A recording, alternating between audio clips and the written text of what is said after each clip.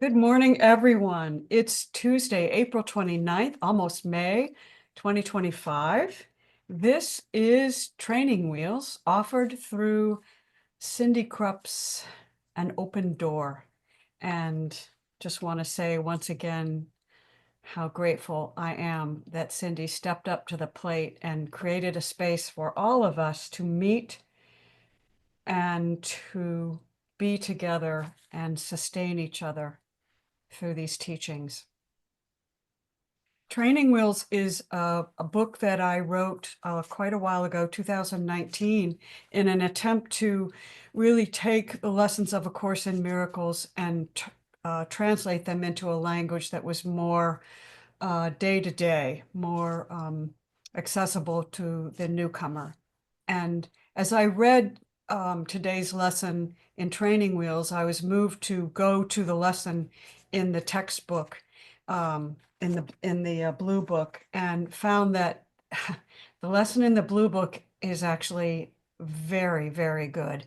Not actually, but of course, it's excellent, and it really offers some deep pointers that that I was happy to just read anew. So what I'm going to do today is go through all the lessons up to 30. We're on lesson 30.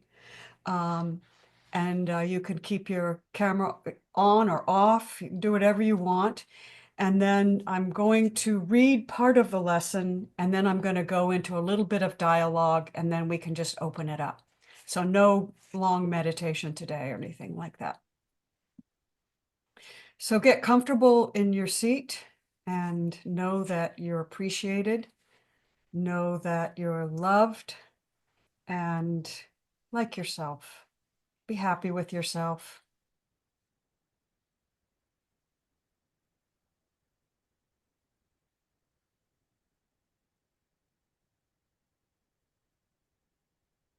Open your heart. And you don't have to do anything to do that. All you have to do is think it and then allow whatever happens to happen. Set the intention in an instant and then be open.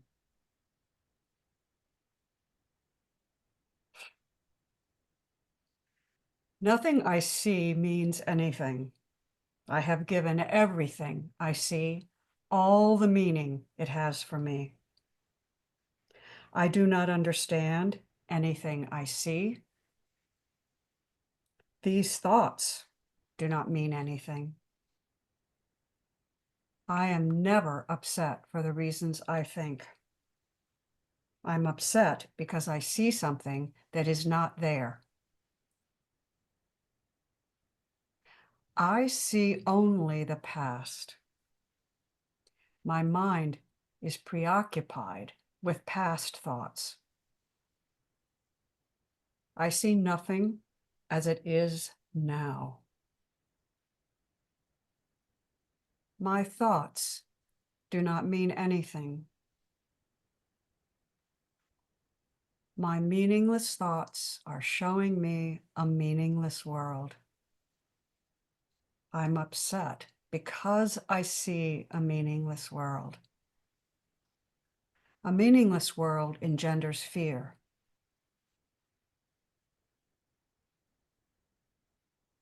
God did not create a meaningless world.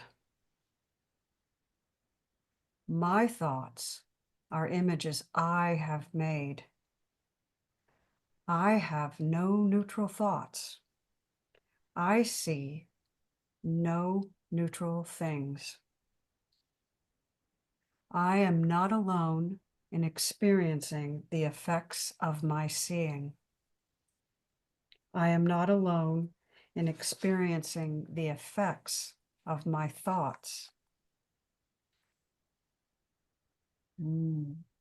I am determined to see. I am determined to see things differently. What I see is a form of vengeance. I can escape the world, I see by giving up attack thoughts. I do not perceive my own best interests. I do not know what anything is for. My attack thoughts are attacking my invulnerability. Above all else, I want to see. Above all else, I want to see things differently. God is in everything I see.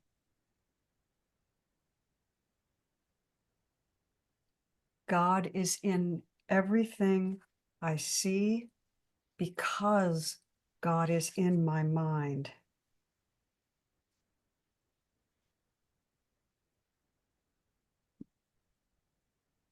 For quite a while now, you've been hearing over and over that this world is a projection of your own mind.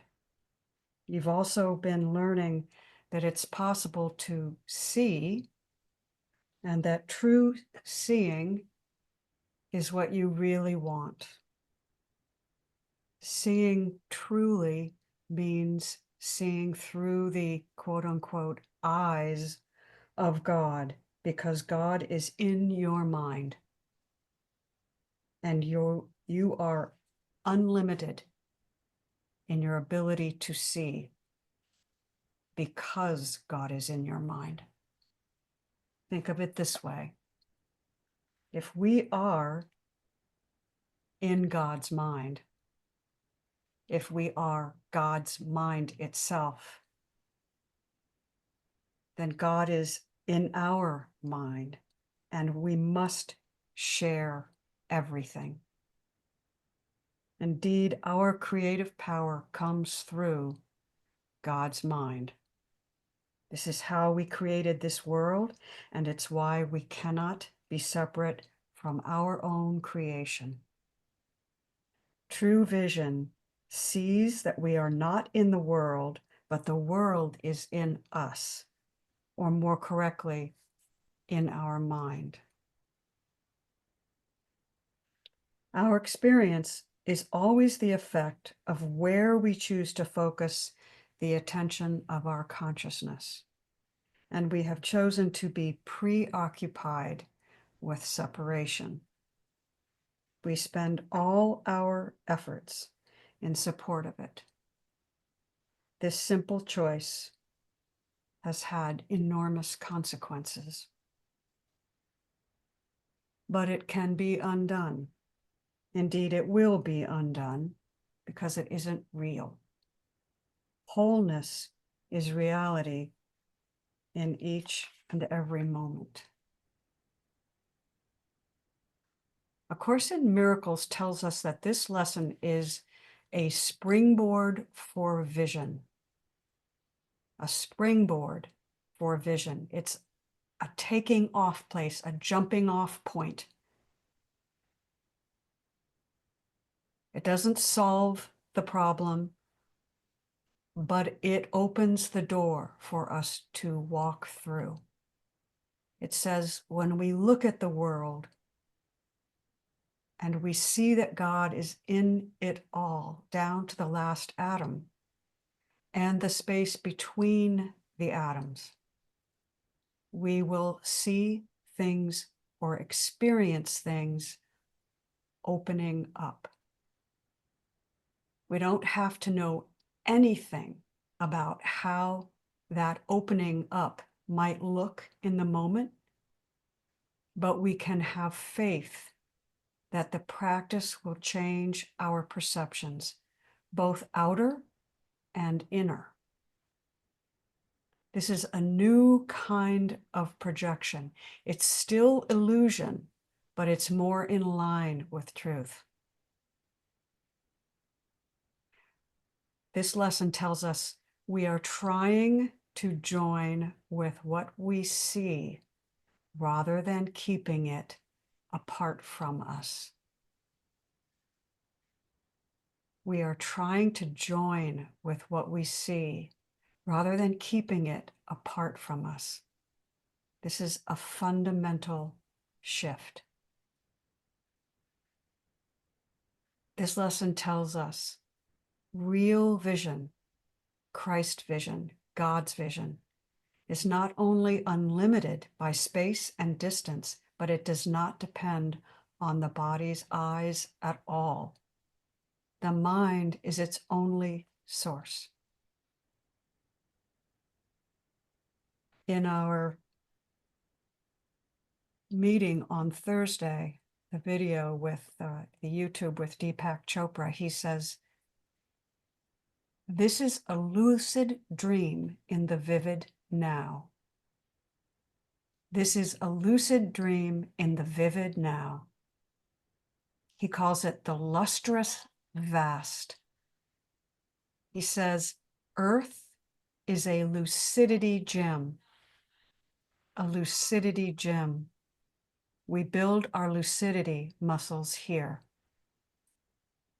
And he says, as God's being, we've never left home, but we are self-identifying as our own projection.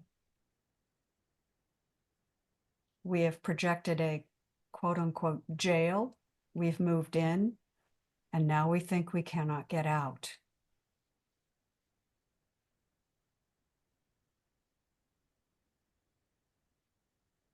The truth is, in true seeing, we understand that there's no material form. There are no borders. We understand that consciousness is infinite and irreducible. It's incomprehensible. It's inconceivable. And yet, without consciousness, there's no comprehension, there's no conceiving, and there's no perceiving.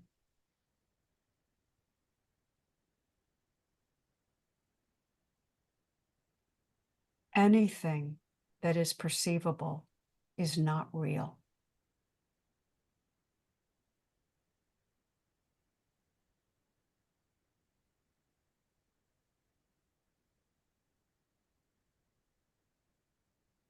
It's almost crazy making. But all the comprehensible comes out of the incomprehensible. The only way to truly see is to focus on the divine in everything. To understand that perception is possible only because the infinite, unimaginable is present in it. You can't escape from it. Perception is only possible because of consciousness, and consciousness itself is incomprehensible. And yet we can't escape from it.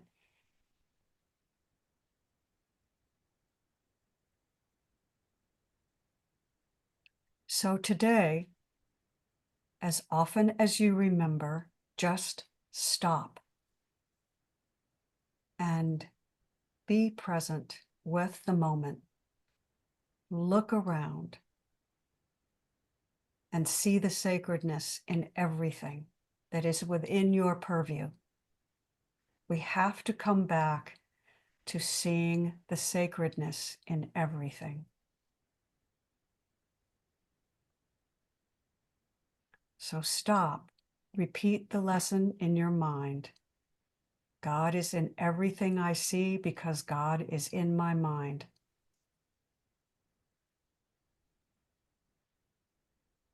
Say this to yourself and look around at every single thing. Just spend 5 minutes doing this as often as you can.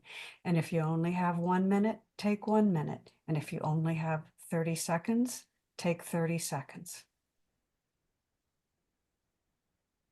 And then realize that this lesson applies to everything in everyone else's purview as well. So begin to extend this idea to things you cannot see in your purview, or to people that you don't even know. So extending your understanding to know that there are innumerable sentient beings experiencing in innumerable ways, all through infinite consciousness.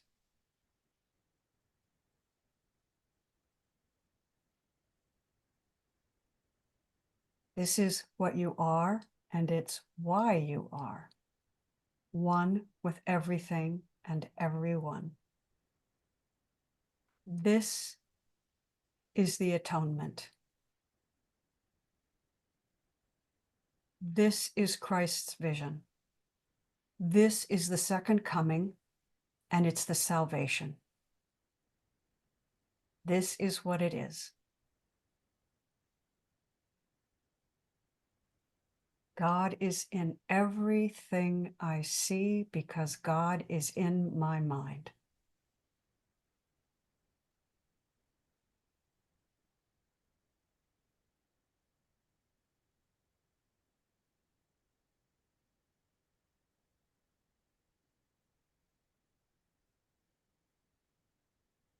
When you're ready, come on back and let's talk about this lesson.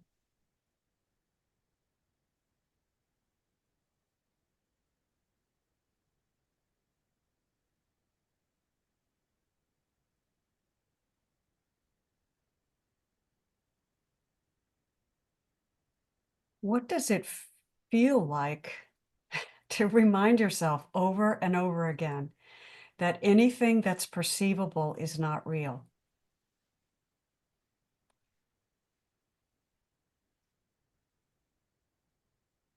How does the body feel about that?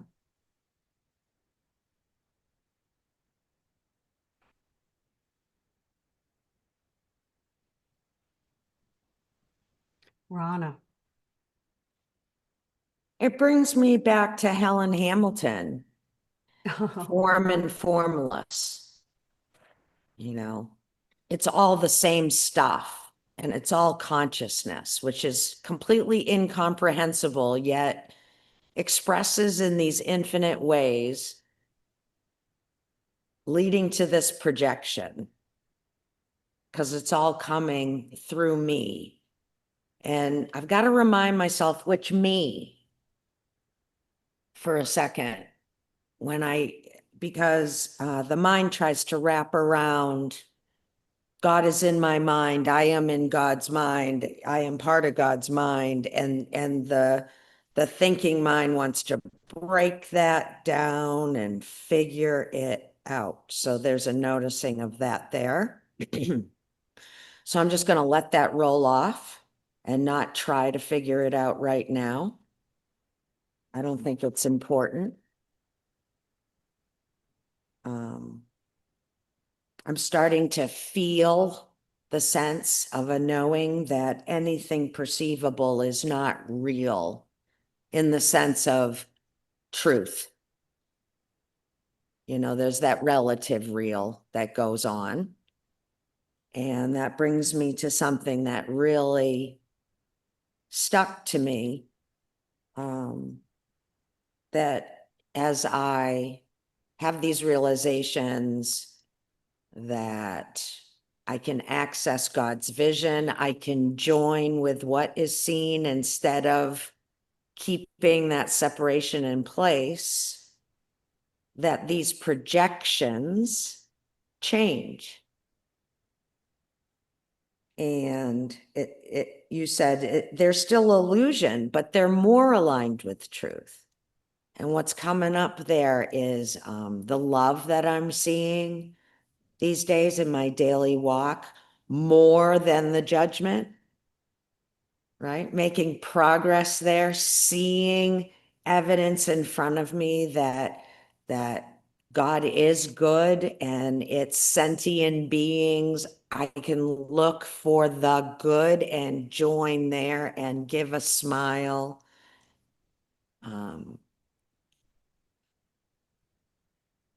I can be kind and loving, guiding, and the projection has changed.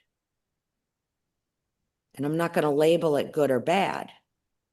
I'm going to label it richer and more filled with love. That's if there's going to be a label, so I can explain it to my seeming other friends. That's how I would like to label that.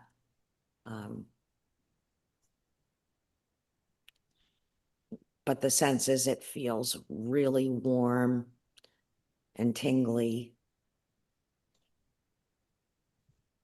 And I guess that's love. Mhm. So thank you. Thank you. In many ways, this lesson is a direct path teaching.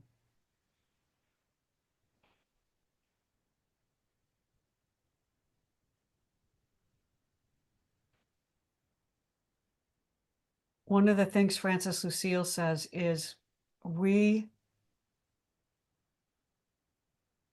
can't prove necessarily that everything is one in consciousness, but we also can't prove that anything is separate. There's no evidence for that.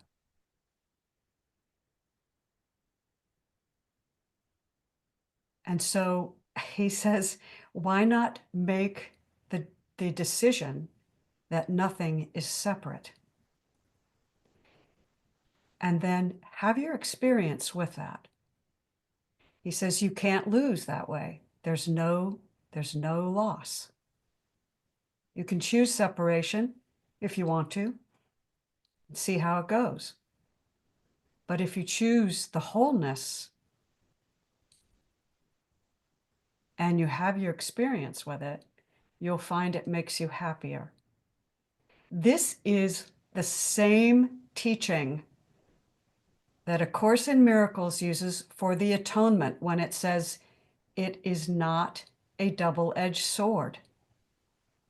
It's the same teaching. There's no losing when we accept atonement. And we practice atonement and we live atonement. It's the same thing. And that's exactly what this lesson is all about.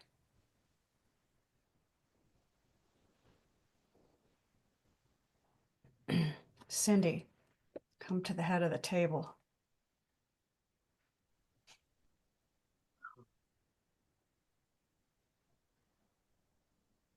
First off, welcome back. For me, these last X number of minutes, whatever was the best way I can describe them is holy. There's a expanded sense here. I'm just very, very grateful. I'm resting in this one pointing. If there's only one God, God is Supreme Brahman or consciousness or whatever. And God is in everything I see because God is in my mind.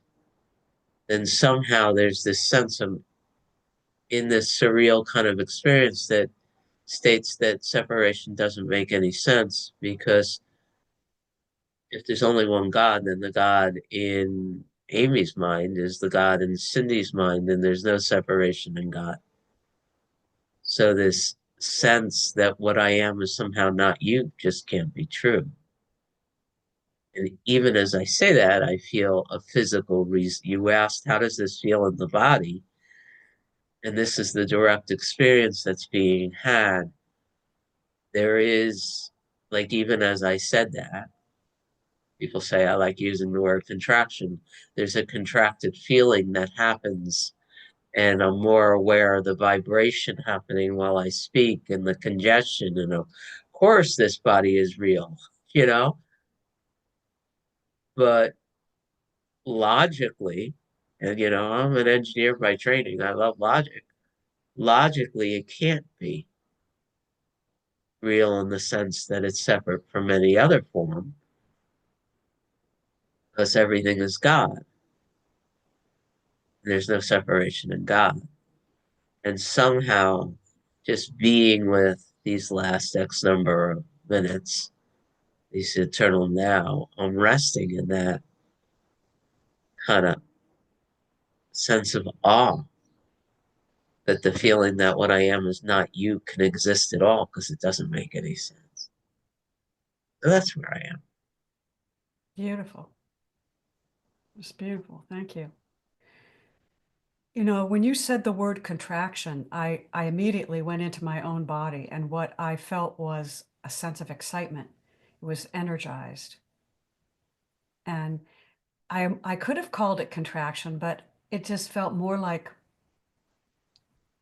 a zing, a bit of a zing. It is, in my experience, it is really challenging for this little mind, this little pea brain, to really accept the incomprehensible. And at the same time, it's a refuge for the mind. It's both a refuge and a challenge for the mind.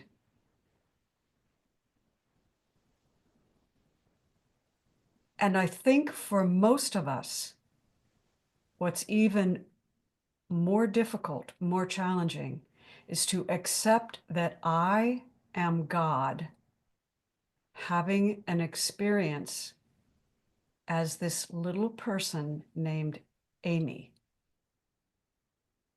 I am God.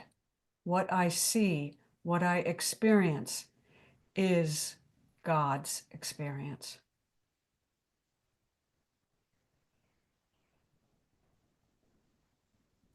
That is both incomprehensible to me, humbling to me, and a real challenge to the egoic mind.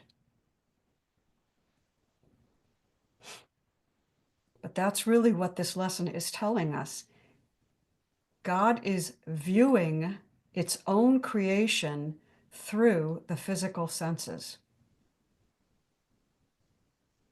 And that is what we all are. We are that.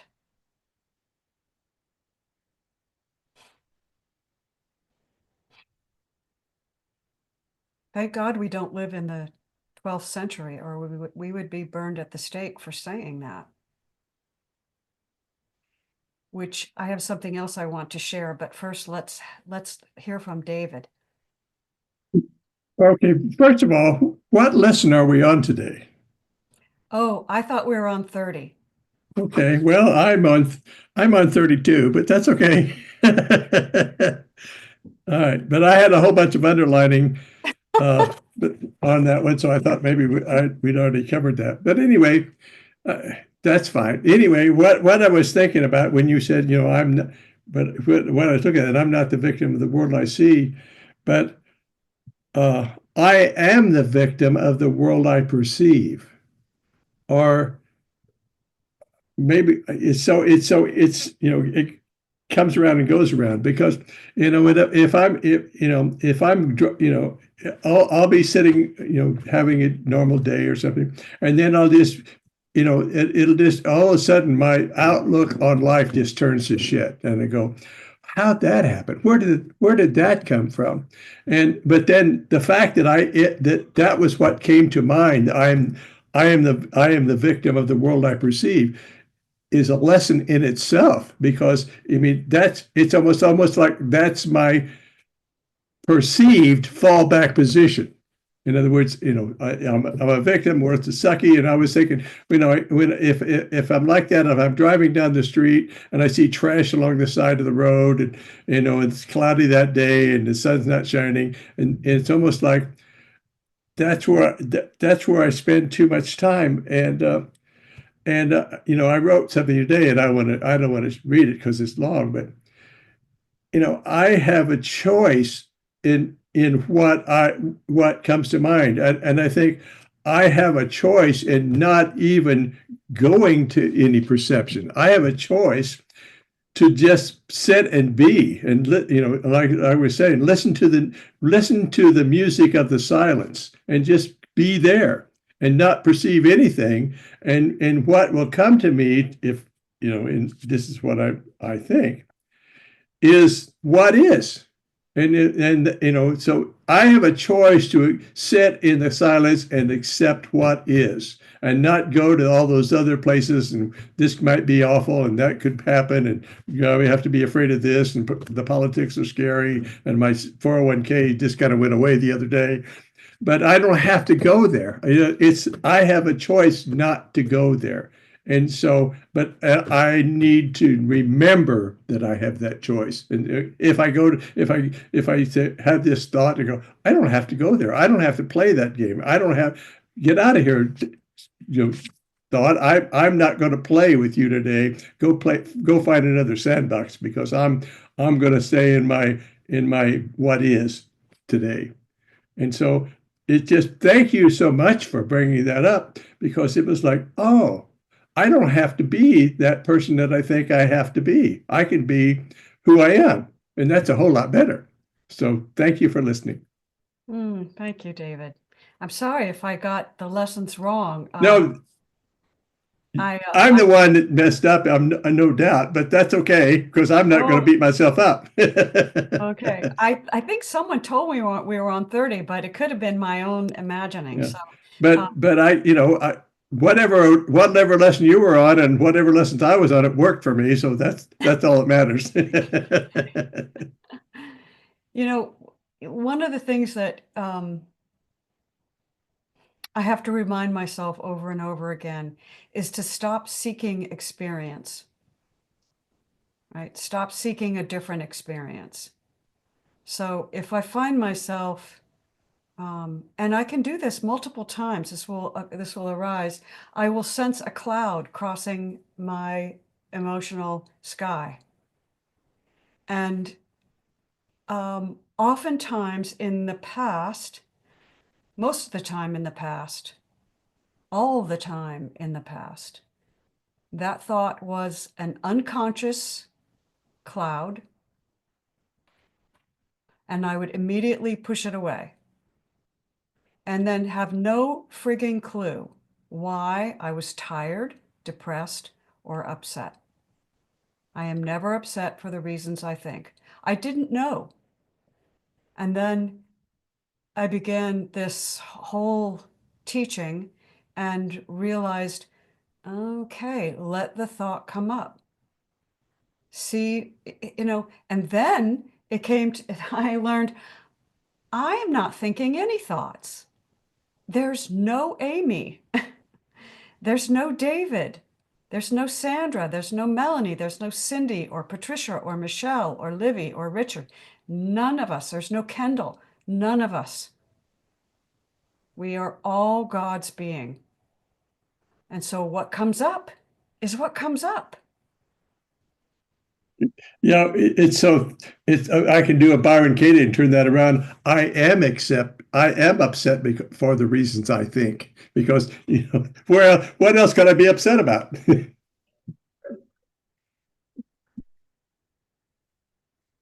But the upset is a feeling, it's a sensation, right? And so I can explore that neutrally. I can let it, as my old teacher used to say, I can let it touch me. I don't have to plunge into the pool, but I can let it touch me, and I can look at it and then watch it move on. And as our friend Indigo says, all of it is for me. And I don't even have to know why it's coming up. I don't have to even name it. I just have to acknowledge it's in my field and let it go. Or I don't let it go. That's completely incorrect. I do not let it go. It moves on its own. I am the incomprehensible consciousness in which it's arising. And I don't need to figure a frigging thing out. I just need to come back to that realization and be at peace in that grounding.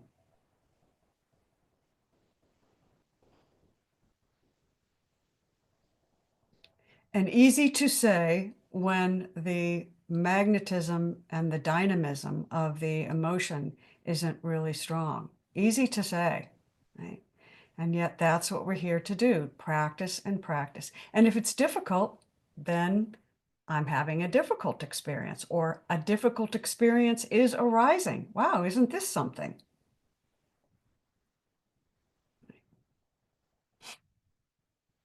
Michelle, it's good to see your face.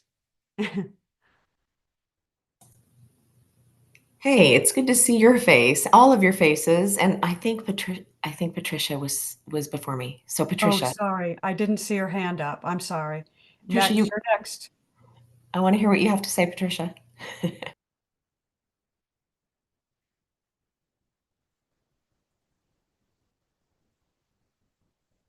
Now we know exactly where Patricia is. Querétaro. Querétaro? Querétaro. Querétaro. Yes, Ah, that's where I am. You answered some of my question. You know, it's like when something happens, it affects me internally on a deep feeling level, and I have difficulty letting that feeling level. It just is there. I accept that it's there, but it stays, and I don't know what to do with it, except just accept it. But I want it to go away. yeah. Yeah. So just accept it. That's all there is to it. Well, acknowledge that you want it to go away. Okay. Okay, I want this to go away. Okay, I'm aware that I want this to go away. I mean, at every level, we can move deeper and deeper and deeper into consciousness. We can go through all the layers and really explore and inquire about every single one of those layers. I mean, we know intellectually, I know you know this, Patricia, that, what we resist persists. So if I don't want to feel what I'm feeling, I'm just adding to the energy of it by resisting it. You know that. We all know I that. do. So the Mhm. next step is to say, oh, what's the truth about this moment now? I'm resisting this. But what about just accepting it? And it still is there, you know. I mean, that's the for me, that's the twist. It's like I accept that it's here. Uh, That's it. I But it would, still persists. yes, Can't because it get rid of hasn't it. been truly accepted. All right. That's the reason. It All hasn't been right. truly accepted. And that doesn't mean I work harder at accepting it, right? That does not mean I work harder to accept it. It means I allow it. I don't have to accept anything. I allow it and see where it goes. Explore it, right? This is intoxifying, this exploration. It's so much fun because it's experience. It's just an experience. And there's no way that it can last forever. And there's no way that it can take you anywhere that you can't survive. And by the way, it's wonderful to have you back. Thank you. I hope you had a wonderful time. I did. I have a lot of things to share about it, but yeah. So I guess I would just say maybe we can know intellectually that when I accept this feeling, it will go away. And so I'm accepting it in order to get the candy. I'm telling myself I'm accepting it in order to make it go away. And that's actually a form of deception, isn't it? That's not really accepting it, right? It's what Rupert calls kissing the frog, Yeah. right? You know Time that. to kiss the frog. Yeah. Thank you Thank very you. much. Thank you, Patricia. And thank you, Michelle, for acknowledging. Okay, Michelle and then Cindy. Okay. This is so great. I really appreciate this all of it is, but this last interaction with Amy, I love that you emphasized this is so, I thought you were going to say, uncomfortable. And you're like, this is so fun. I'm like, oh my gosh. There are some things that are just so incredibly uncomfortable. And I, like you, Patricia, I'm like, what? So I do this thing where I'm like, okay, I accept it, I accept it. It is deceptive. I'm not accepting it. So I'm starting to ask Spirit to help me look at it and to help me. Like, how do I go for a walk and allow this? Do I sit still and allow this? Do I do a Jeff Bailey and lay down and put my legs on the wall? And I feel like sometimes it involves some kind of physical interaction because it's just so uncomfortable. And I would love to hear, as we travel together, all of your feedback on that. But I just wanted to say that with this particular, Amy, thank you for this. I really, I was listening and feeling and marinating on your words with this lesson 30, and something struck me. It was a little playful. God is in everything. I know that God is in my mind. I felt this since I was a little girl, but me being in God's mind has been very elusive for me.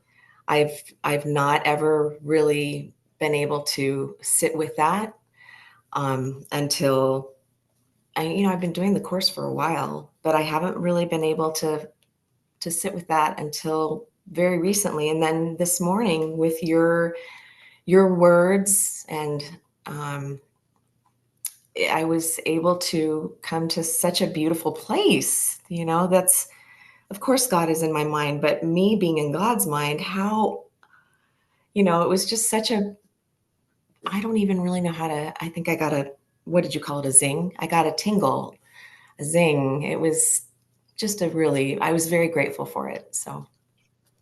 That's such a good point, Michelle, because what you're speaking to is a sense of worthiness. Right. Right. Yeah. Right. There's such a deep sense of unworthiness in separation. Mm-hmm. And I think in many ways that's the last boundary. And that's what I meant by I am God. Mm-hmm. Looking out, having this apparently limited experience. And the unworthiness says, no, that is not possible. It is not possible. It is with great humility that we accept the truth that God is in everything, and I am that. That is hugely humble, Mm-hmm. really. And the egoic mind will tell you that it's arrogant. And it's not. It's not. It's the truth. And I feel when I interact with other people, our kids, our neighbors, other drivers, I feel it in this world that people that well, we're one, but that there is there's not a realization that we're just what you just described, that we're in the mind of God, and it's just something that that we want to shout from the mountaintop. But as you said, Amy, you were talking about being burned at the stake if we were experiencing this. It's just so exciting that we're in this time and place. Yeah. Even though those are an illusion, but it is exciting, right? That we're living in this. It's beautiful. Yeah. It's intoxicating. This is the intoxication. What a joy to understand this. What a joy to discover this. And I would even go so far as to say we are not in God's mind. We are God's mind. There's nothing separate. There's no in place to be.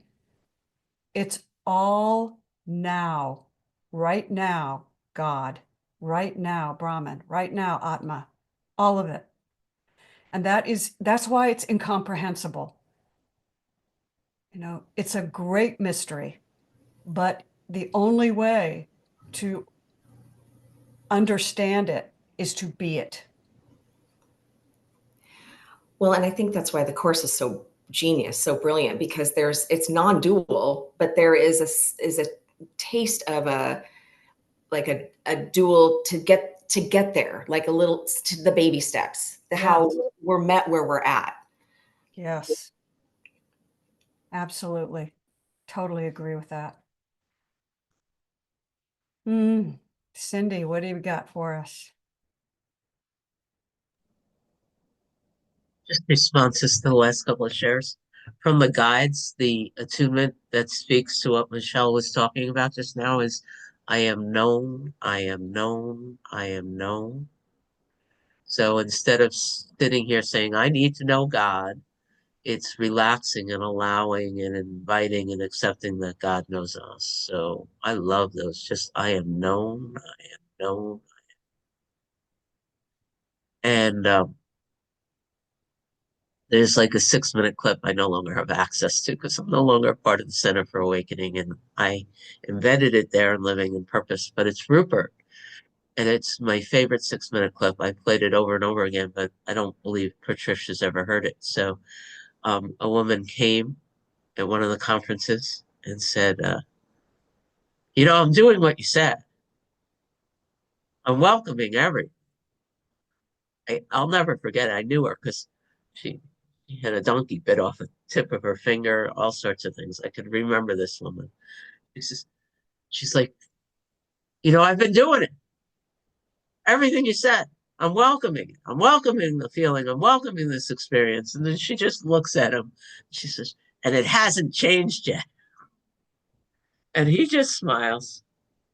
He looks at her and he says, you're not welcoming anything. That's fake welcoming. And it was right in the worlds of fake news, right? It says, that's fake welcoming. You wanna welcome something? That it's the worst neighbors in the whole wide world just knocked on your door. And you're opening up the door and you're like, I'm so happy to see you. Come on in. You want to know what welcoming is? You set the table with your finest china. You spend your last dime and create the greatest meal in the world, and you insist that they eat until they're satisfied. You want to know what welcoming is? You invite them into your bed. And you let them lay their head on your favorite pillow. You got to kiss the toad. And until you do that, you're not welcoming anything. And I've literally never forgotten that.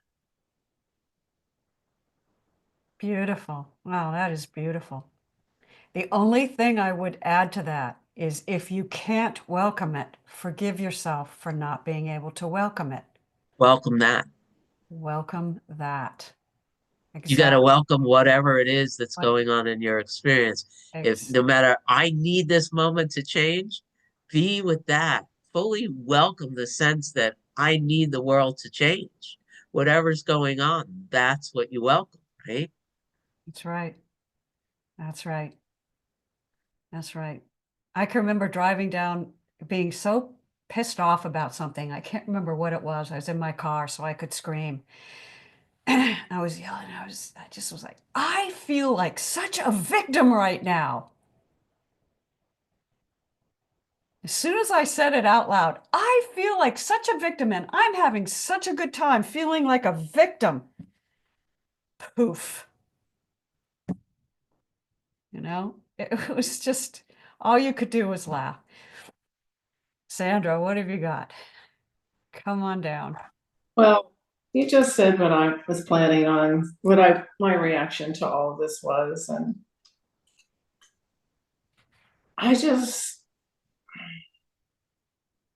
so I'll tell you what happened. I went to a wedding last week in Maryland, and the wedding reception place, which was really beautiful, was my nephew, and was right like within a mile of where my daughter is buried. So we went to visit, and I haven't been back in over like 10 years.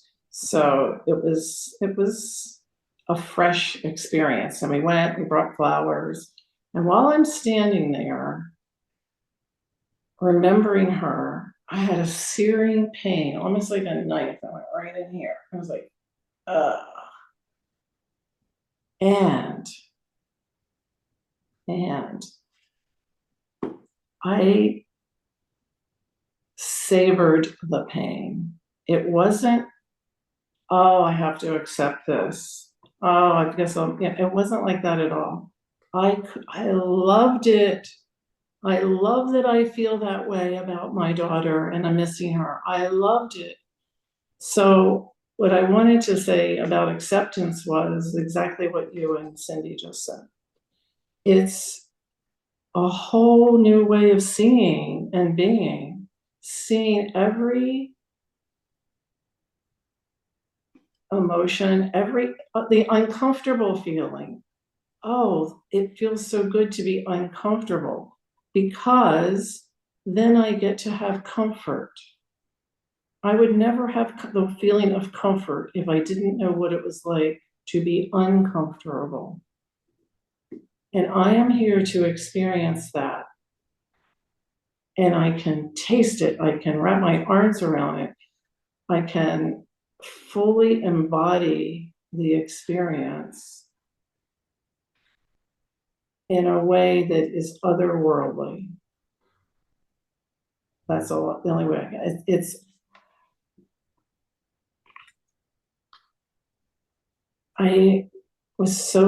it's freedom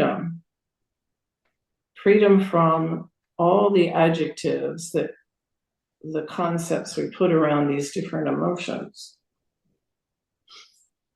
In the lesson 30, what jumped out at me was real vision is not only unlimited by space and distance, but it does not depend on the body's eyes at all. And I would say it doesn't depend on the mind's eyes at all either. It's embracing everything, really embracing it, but not the fake kind. Not like I'm doing this to get over it because somebody told me that if I really welcome it, it'll go away. See how silly that is? I mean, it's like, it's almost like you want it to last. I wanted it to last when I was standing there. And I wanted the tears to come. I wanted to fully feel it all. And I know that I know on some level that I chose all of this.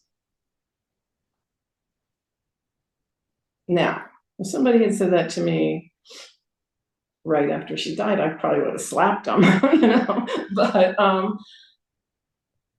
I'm just so grateful that I know this. And if God is in everything I see and perceive, then why don't I want to embrace God? Yep. I want to embrace God. I want to embrace myself. So, yeah, we're just so blessed. That zing you felt, that aliveness, that feeling of life just flowing through us, that energy feeling when we see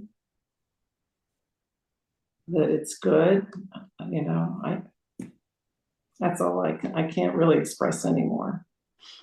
But thank you for listening, my dear sweet friends. Thank you for sharing, as usual. Livy. Yeah, thank you for that, Sandra. That was just absolutely beautiful and right on. And I'm just going to ditto everybody, Amy. It's so good to see your face and good to have you back and your beautiful smile. And, you know, this is so, I wasn't going to share anything, but it's so relevant kind of to where I am and kind of where I have been. The body is experiencing anxiety. and which used to be, which I've experienced ever since I was in high school, on and off. And I used to run from it, and I used to think it shouldn't be there, and I used to resist it and, want it to go away. And I know today that it is because I know that the body stores a lot of energy. And I can recognize today I don't need to be afraid of this. I don't need to, like it's been saying, I wish it was different. I can just be with it and know it's an opportunity and that something is coming up to heal, and it's not clear to me. And sometimes my head feels like it's in a vice. And, today I can just be with it and wait for whatever the jewel is that's trying to work its way out. And it's not even working its way out, because that makes it sound like a struggle. And I, would prefer, and I know because I have proof. And if I could just look at, because I know that if I misplace something, and I do have confidence in this today, that if I misplace something, it's going to show up. I don't know when, and I don't know where. It will show up in some obscure way. And so I would prefer, and I try to bring that thought into, everything, that there's going to be, I don't know what is going to be coming out of this anxiety. I just have proof that it's always been good, and I can trust in that.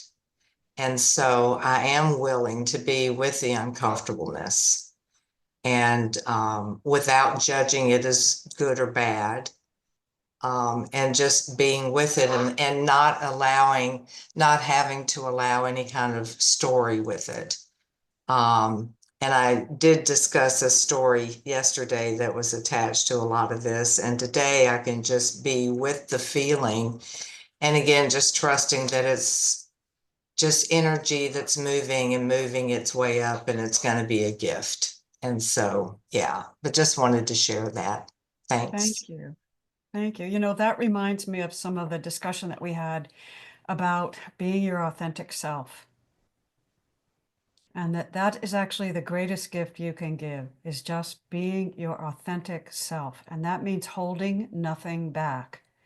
And that's what A Course talks about when it says, bring all to the light. Everything, leave nothing out. Nothing. Because if you're not your authentic self, then how can you grow? How can you learn anything? Right? I'm sorry to interrupt. It's like, in my case, don't be afraid to be the frog. Don't be afraid to be the frog. Yeah. Yeah. Yeah, exactly. What's the If worst I'm that the could happen? frog, then let it be. Yeah, absolutely. Absolutely. So take some time today, when it comes to you, and look around and just say, God is in everything I see, because God is in your mind. This is a process of unlearning the illusion. And the more that we remind ourselves of it, the less often we have to do that in the long run. And Richard hasn't said anything. And who else hasn't? Barbie hasn't said anything. And Mel hasn't said anything. Well, one thing, Amy, didn't you say God is my mind?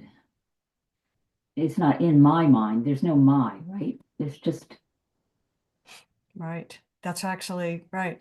that's Yeah, my, that's more accurate. God is my mind. And not even that. There's no my, right? This language is just, it's full of little rabbit holes. God is. God is. Right. Thank you, Mel. thank you. Richard, you gonna tell us you love us? morning, everyone. I love you all and a great sharing. I really enjoyed the meeting and have nothing to add other than thank you for all the wisdom and love you're putting forth, all of you. So, Thank you. All right, well, it's 11. And I would just echo what Richard just said. What a great hour. So much wisdom here, so much wisdom, so much love, and so much understanding. I laid awake at night in my hotel room and thought about all of you when I couldn't sleep because I was a little worried or nervous about what the day would bring and in an unfamiliar surrounding, and my body wasn't really cooperating with me and I didn't feel great. And I thought about all of you, and all of you are with me in the moment, and I just opened up and allowed it to be as it was. But I could do that knowing that each one of you was right with me. So thank you. Thank you. Thank you. All right. We'll see you tomorrow, I guess.